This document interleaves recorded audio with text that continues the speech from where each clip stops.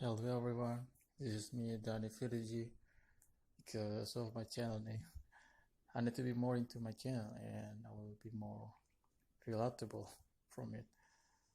So in this opportunity, I will be talking about the biblical story, the famous biblical story for Christian. It's the biblical story of Job. So let's check it out, guys.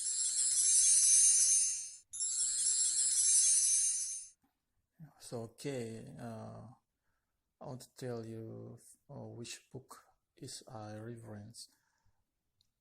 I was taking book from literary study of the book of Job, the story of the frame in front of the autobiographical chapter. The author is Joshua Rosenberg, 1999. And the second book is also John H. Ogwine from the study book 7 Lessons from the Book of Job. The purpose of this biblical teaching is for the learner to be able to explain the connection between the form of saying things and their content, or in other words, for the learner to be able to understand the connection between the form and the content. So it will create curiosity and strengthen the credibility of the story. So I will try to illustrate this through the story of Job. The glory days of Job and his hard days in the face of his calamity are described twice in the book of Job. Once in the narrator mouth in the frame story chapter 4 until 2, and the second time in the mouth of Job himself in the autobiographical chapter in chapter 5 until 29.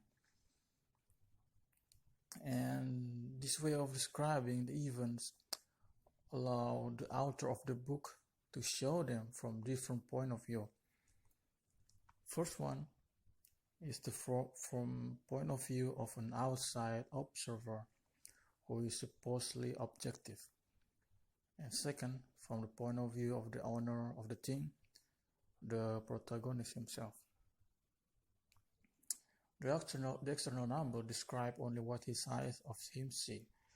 He cannot describe what is going on in the soul of the character depicted.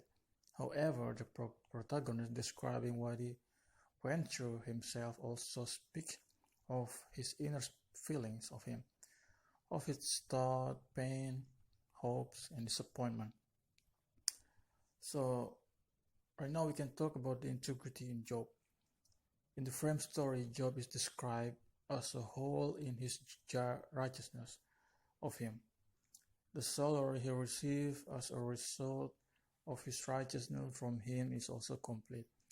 On the other hand, even the evil that came upon him, this is reflected in the formal design of the story. The description of the next evil on Job is constructed in a chaotic manner, as a mirror image to describe the good. This is how forms serve the conceptual system. The number begins with a description of Job. Who is Job? There was a man in the land of Uz, whose name was Job, and that man was perfect and upright, and he feared God and turned away from evil. The author is not satisfied with this testimony about Job, and he quotes identical things about him from the mouth of God himself. He said, "And the Lord said unto Satan, Have you noticed the servant of Job? For there is no one in the land who is innocent, an upright man who fears God and turns away from evil." Another expression of Job's righteousness appears in the verse 5. "And it came to pass, when the days of the feast were ended, that Job sent and sanctified them, and rose up early in the morning, and raised up the number of them all. The whole Job received a full blessing for his death from him." The narrator described the blessing on Job in gradual order, from the one closest to him to the farthest from him. I have first mentioned Job's family from him. He got 7 sons and 3 daughters were born to him. After the unpleasant things happened, after test and trial he got, from here he goes on to describe his property of him. Do you know what God blessed him? And so how many property he got after he passed the test? The answer is this.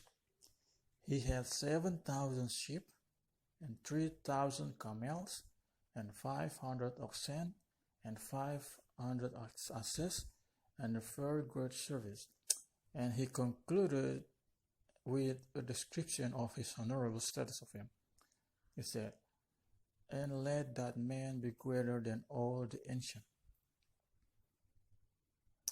It is important to also pay attention to the number that indicate perfection, the number 7, which means there is no need to expand the speech here, as well as the 10 and its multiplies that are the sum of the addition of the number also indicate the whole things. So we can break it down here.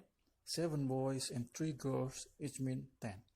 7,000 sheep and 3,000 camels, it means 10,000, right? And 500 pairs of cattle and 500 donkeys, it means 1,000. So the narrator then described the harmony that prevailed in the Job family. It said, "And his son of he went and made a feast for the house of his men of him, and sent and called for their 3 sisters to eat and drink with them." You can read chapter 1 till 4. So right now we can see from the Satan point of view. So this is the kingdom of darkness from a point of view. Another external description of the tractate of events is the description of Satan. Satan saw things differently. On the question of God, you can read Job 1, verse 8. Okay, let's read together. "Have you paid attention to the servant of Job? Because there is no one in the land who is an innocent and an upright man who fears God and turns away from evil." So in verse 9, Satan replied, "Does the benefactor fear Job, God? Did you not fall from him, and for his house, the El, and for all that is around him? But please send forth your hand and touch all that he has. If not, on your face he will bless you." Satan does not deny Job's righteousness of him, but he describes him as acting out of account of profit and loss. Job did what was worthwhile. His happiness and wealth were not the result of his action, but the reason for them. Satan reversed the order of things, thus dwarfing the image of God, the image of Job. The description from the upper world.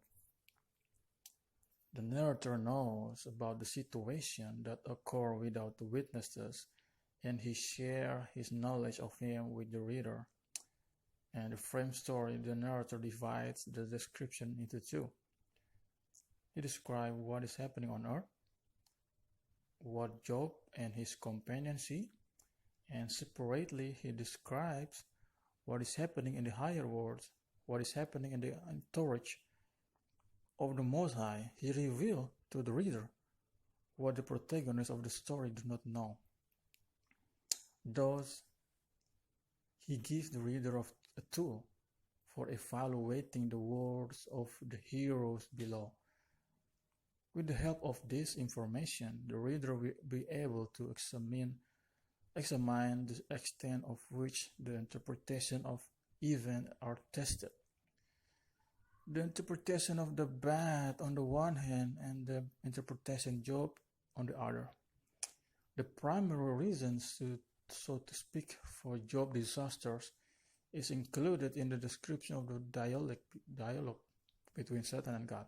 He said, "And it shall come to pass in that day that the children of God shall come to stand before the Lord. And Satan also shall come unto them. And the Lord said unto Satan, From when art thou? And Satan answered the Lord, and said, Rise up, walk in the land. And the Lord said unto Satan, Hast thou considered the servant of Job, saying, There is none like him in the land, a perfect and upright man, that feareth God and depart from evil.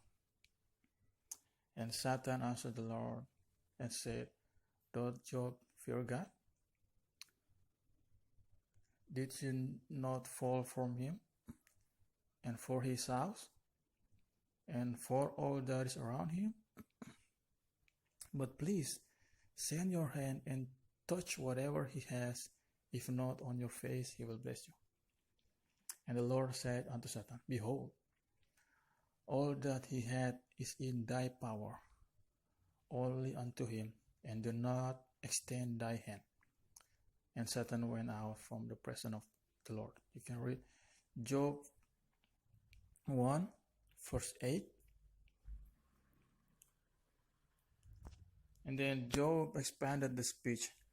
Even after moving on to another topic, Job returned into the matter of honor. My new honor stood, and I asked for a replacement. I heard and began to mourn my own advice. After my word, he did not sleep, and his word dripped from my mouth.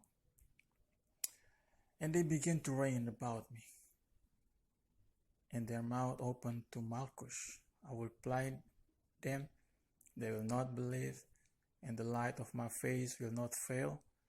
I will choose their way and sit down and dwell as king in the battalion, when the mourner will be comforted. The narrator, who represents the outside observer, did not recognize the great importance that the matter of honor has for Job, whereas Job himself best described his feeling of him. Separating the matter of honor into two parts, the order of the book to highlight how important the subject is to Job, even when Job went on to speak on another subject. The matter of honor did not depart from his consciousness of him, and returned to it extensively. This interest is emphasized only through form.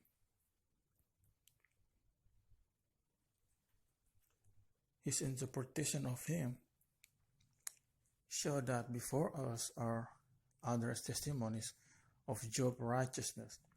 Righteousness because of which God was with him. In Hebrew it said, Amos Hakam Biar in Dat Mikra.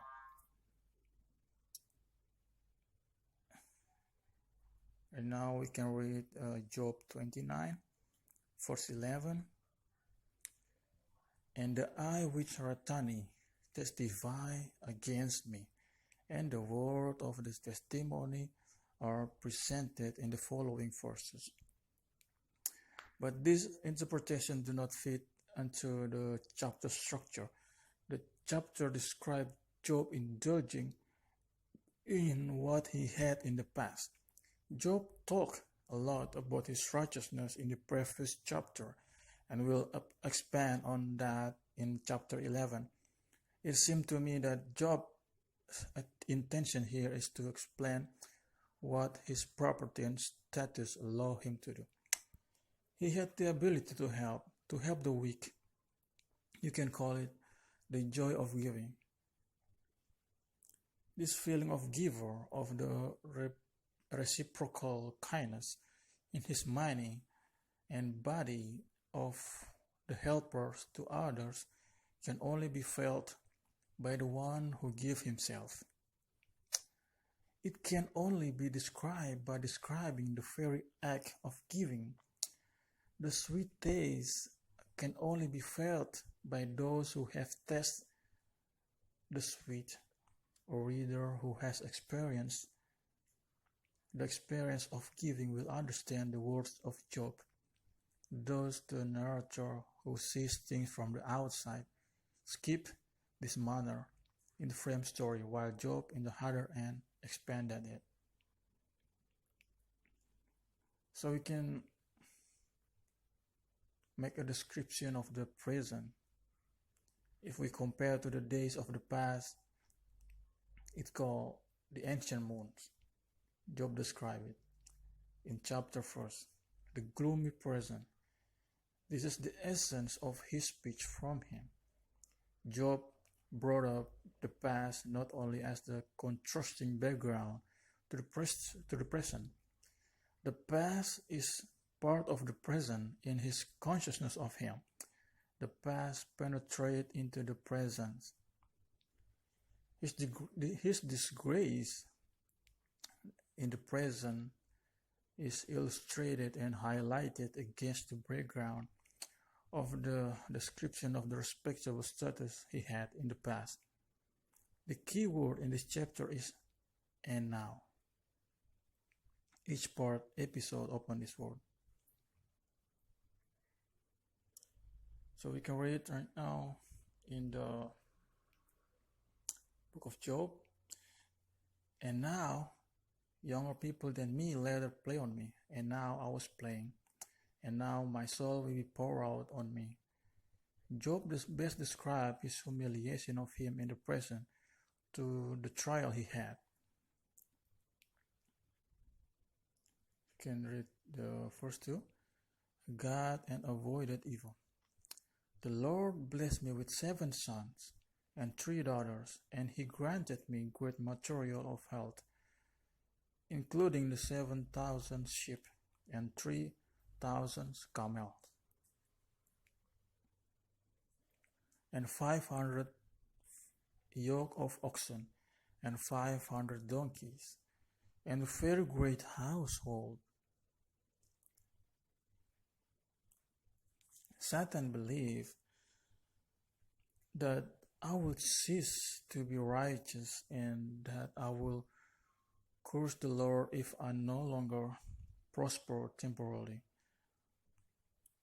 The Lord allowed Satan to test me, Job said, but will not allow him to harm me physically. Satan caused my livestock to be stolen or destroyed, and sent a strong wind to knock down my house, killing my 10 children inside. Rather than cursing the Lord, I rent my mantle and shaved my head and fell down upon the ground and worshipped the Lord.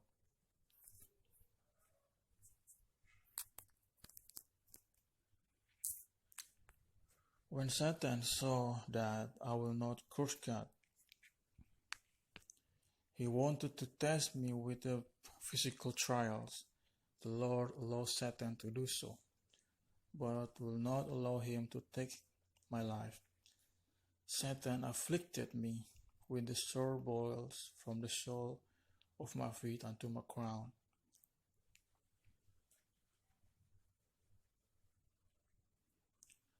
Verse 5. Still I retain my integrity, refusing to curse the Lord. My friends mourn with me.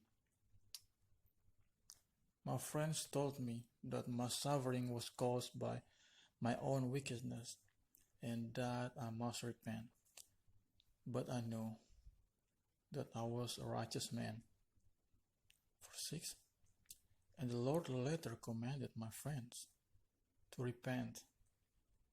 They were told to make a burnt offering and to have me pray for them. Verse 7. After seeing my faithfulness, the Lord caused my great suffering to cease, and he blessed me with twice as much as I had before. Verse 8.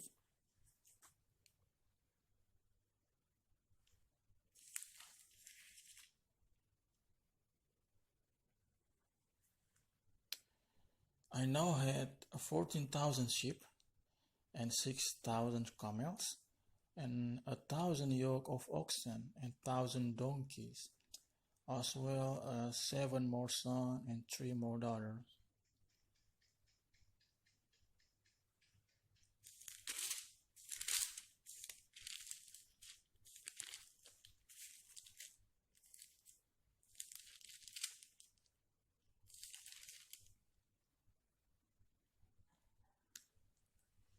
Verse 9. The Lord truly rewarded me richly for my faith and patience.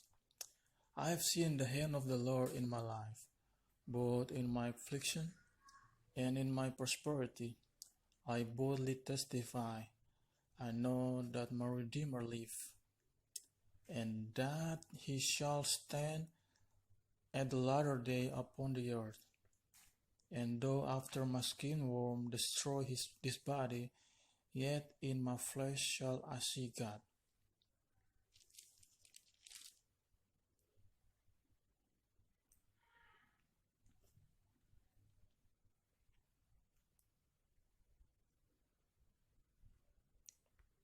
Although Job wasn't a prophet, his life, his testimony, his endurance during test and trial can be an inspiration to us as a Christian. Moreover, we are living in the uncertainty times like this, even seem to have more than our share. And the Apostle James tells us to count them all joy, but as we know, there's easier said than is done.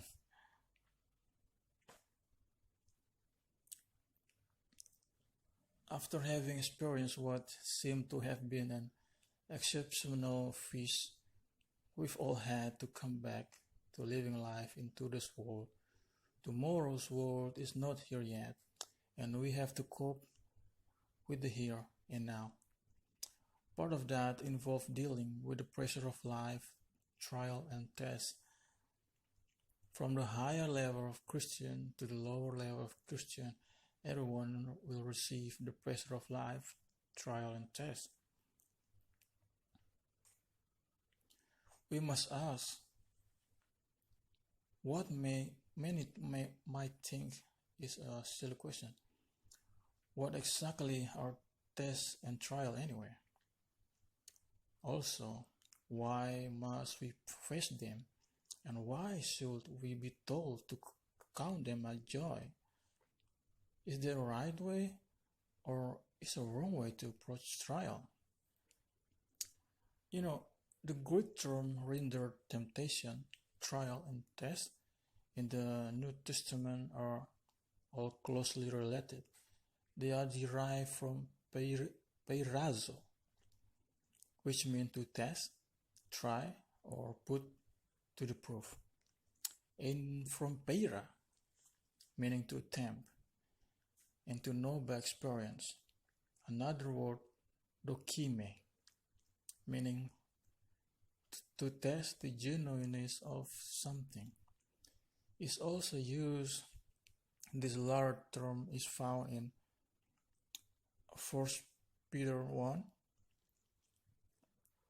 verse 7, where the testing of our faith is compared to assaying the quality and purity of gold. The book of James tells us the test, or peirasmos, have a purpose. They are a process by which the genuineness of our faith is determined. Throughout this process, the quality of steadfast character is developed. So we gain access into a new level of life. We are not only told that we must undergo many tests throughout this life, as indeed all human must, but we are also given a pattern to follow in handling them. Face it. Is it hard enough to maintain a decent attitude when you're going through trouble that you know you brought on yourself. But what about things that are patently unfair? Humanly, we all bristle at the idea of unfairness. If one does not seek to retaliate and even score, it seems almost, well, yeah. We can notice what the Apostle Peter tells us. For this is commendable if because of consciousness towards God, one endures grief, suffering wrongfully. For what credit is it if, when you are beaten for your fault, you take it patiently? But when you do good and suffer for it, if you take it patiently, this is commendable before God. For to this you were called, because Christ also suffered for us, leaving us an example that you should follow his step, who committed no sin, nor was guile found in his mouth, who, when he was reviled, did not revile in return. When he suffered, he did not threaten, but committed himself to him, which means God, who judged righteously. The 1 Peter 2, verse 19 to 24. The English word example in the verse 29 is from upogramos, meaning writing copy. The child, in the copying every stroke of every letters, learn to reproduce the writing of the teacher. Christ is to be our pattern. We are to seek to reproduce his approach to life difficulties as closely as possible, because he is only the way to heaven, no one else. So right now, the book of Job is the story of a normal human being who is beset by a misfortune and suffering.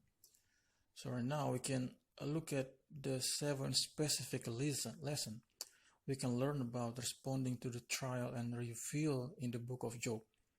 Lesson number 1. God knows. One of the most overwhelming things about a severe trial can be the sense of isolation. We want to make sure that God knows, because when he finds out, surely he will do something about it. In Job, we are given a behind the scene look at events of which Job was completely unaware. God, however, was very much aware of Job and of the wholehearted obedience he sought to render. He sought to rely on God. In fact, God himself called Satan's attention to Job. Christ reminded his disciple in Luke 12, verse 6 until 7, that God, who even takes the tail note of the sparrows, is much more deeply interested in the fare of his own children. The Father is aware of everything about us down to the smallest detail. Even the hair of our head are numbered. When we are struck with a personal tragedy or persecuted for obedience, we can be sure that God knows that. This is vitally important to keep in mind to counteract the sense of isolation and loneliness that will often beset us at such time. No one understands what I'm going through. We think, but Jesus Christ does. He understands us, what we're going through. We have a faithful high priest who was tested in all ways like us, even more greater, and is therefore able to empathize and give us needed help. You can read the Hebrew 4, verse 15 until 16. Though Job could not begin to understand why all these things were happening to him, he knew God was aware of it. He did not react as Satan had predicted by cursing God. Rather, Job told his wife, you can read Job 2, verse 10, shall we indeed accept good from God, and shall we not accept adversity? Right now we can jump to the lesson number 2, which means God limit the trial. The story recounted in chapters 1 and 2 make us privy to actual conversation between God and Satan. When we begin reading the book of Job, we learn that while Job allows Satan to afflict Job, while God allows Satan to afflict Job, he set the limit beyond which the devil could not pass. From the start, we know that there are limits to Job's trial, and we know what those limits are. Initially, God restricted Satan from harming Job's health. Later, he allowed Job to be personally stricken, but insisted that his life be spared. In all of this, we have an advantage over Job. At the time he was going through adversity, Job knew nothing of the conversation between God and Satan. He knew nothing of any limits God had pre-imposed upon his trial. When we find ourselves in the midst of great adversity, we must always keep in mind that there may have been a similar behind-the-scene conversation regarding us. God has established the limit of our trial, but we just do not know what those limits are. Neither the duration nor the intensity of the trial is completely open-ended. Ultimately, God is in charge. God is looking over us. So we can jump to lesson number 3. Seek growth, not vindication. This is perhaps one of the hardest lessons to keep in mind. Job wanted God to vindicate him in the eyes of his friends. People ridiculed him in Job verse 30, and that can be hard to take. When Elihu began to answer Job on behalf of God in chapter 32 through 37, he pointed out that Job had been wrongly focused during much of his trial. In Job 33, verse 12 until 22, Elihu explains that God instructs and chastens in the various ways. God has his reasons for how he deals with us, and sometimes they are beyond our understanding. Again, God has reason for allowing whatever happens, though we are often at a loss to fathom what they are in our trial and test. James, in the book of James, encouraging us to ask God for wisdom. James 4, chapter 5. If we do so in faith, he will surely give it. Whatever the trial or test, there is always growth that can be achieved. There is always a new level that can be achieved after we pass the test. Even the Jesus Christ himself learned by the things he suffered. In Hebrew 5, verse 8, God wants us to grow.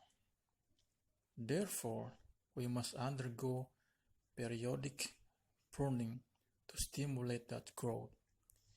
John 15, verse 2. Lesson number 4. The why often prove elusive. Humanly, we like everything to be neatly pigeonholed. We want the world and the evil in it to make sense, but in trying to give an explanation for everything, we sometimes miss the point. This is the way it was for Job's friends. The first of Job's friends to speak was Eliphaz. He declared, "Remember now, whoever perished being innocent, or where were the upright ever cut off? Even as I have seen, those who plow iniquity and sow trouble reap the same."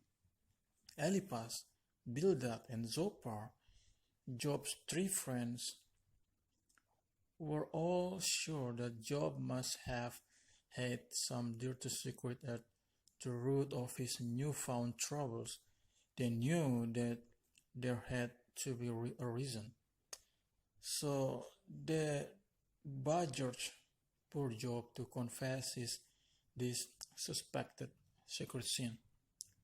Job knew there was no great hidden scandal in his life and during his trials. He was defensive in the face of his accuser, but he also wondered why. One of the difficult things for us to accept is that many of the sufferings we go through simply cannot be neatly categorized. The why is often elusive. Bad things do not only happen to bad people. Job recognized that many times the wicked live to reach old age, even appear to prosper. You can read Job 21st, verse 7 until 13. There are many ways that we will never know in this life. Acceptance that the way may prove elusive sets the stage for a fifth vital lesson from the book of Job. So lesson number 5. Trust in the face of anguish. Job was in despair. His whole life had been turned upside down. He had lost his wealth and his loved ones in the series of sudden calamities. Now his health was gone too. Why? Job was deeply frustrated because he could not make sense out of his trials. Yet in the depth of perplexity and despair, he made one of the most profound declarations of faith recorded in the Bible.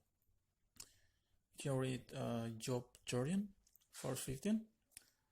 "Though he slay me, yet will I trust him." In Job 19, we read the word of anguish that poured out from Job's lips. "No, God was overthrown and put me in the wrong and has closed his net about me. He has walled up my way so that I cannot pass, and he has set darkness upon my path. My kinsfolk was failed me, and my familiar friends have forgotten me. I am repulsive to my wife and loathsome to the children of my own mothers." Yet, even at this low point of anguish and bewilderment, Job declared his heartfelt trust in God. "For I know that my Redeemer lives, and he shall stand at last on the earth. I shall see God, whom I shall see myself." One of the things Satan never understood about Job was his motive. Satan thought Job only served God because it was to his advantage here and now. He was convinced that if God removed blessing and protection, Job would curse and revile him. But that was not true. Job loved God and served him out of sincere devotion. He trusted God even when he was feeling abandoned. This lesson of steadfast trust is one of the most important aspects of character we can gain from any trial. So we can jump to lesson number 6. God will ultimately reward both good and evil. Life can often seem unfair. There are those who make no pretense of serving God, and yet they seem to be doing well. There are others who are genuinely trying, but they are experiencing many difficulties and setbacks. What we have to keep in mind is that this life is temporary. Everything in material things is temporary, but those in the unseen is eternal. Job noticed that there were wicked men whose houses are safe from fear, neither is the wrath of God upon them. Their bull breeds without failure, their cow calf without miscarriage. Ultimately, it is in the resurrected that God will reward the righteous and punish the wicked. However, there are many times when even these life events can make a sudden shift. The conclusion of the book of Job reveals in the chapter 42, verse 12, "Now the Lord blessed the latter days of Job more than the beginning." Wow. In the long run, they are blessing for obedience, entrenched into the kingdom of God, is the greatest of all blessing, and curse for disobedience and those carnality. Lesson number 7. We emerge when we learn what God is teaching. Many public schools in the world promote and graduate students regardless of what they have actually learned. But God does not operate that way. He is the great teacher who is preparing us for a role in His kingdom, and He insists that we learn our lesson properly. It was only when Job began coming to grips with the lesson that God wanted him to learn, that he began to emerging from his period of great test and trial. A vital lesson that all of us must learn in order to please God and to begin emerging from a trial that is of mercy and forgiveness. Job's friends were miserable comforters, regardless of their motive. They were a great part of a Job trial. Yet notice the turning point when Job began to emerge from his great adversity, and the Lord restoration. Job loses when he prayed for his friends. So Job came to really know God deeply, not simply to know about Him. He became a far more humble and compassionate man as a result of what he went through. Learning this lesson was the key to his emerging out of the dark shadow of life and into the sunlight. One more time.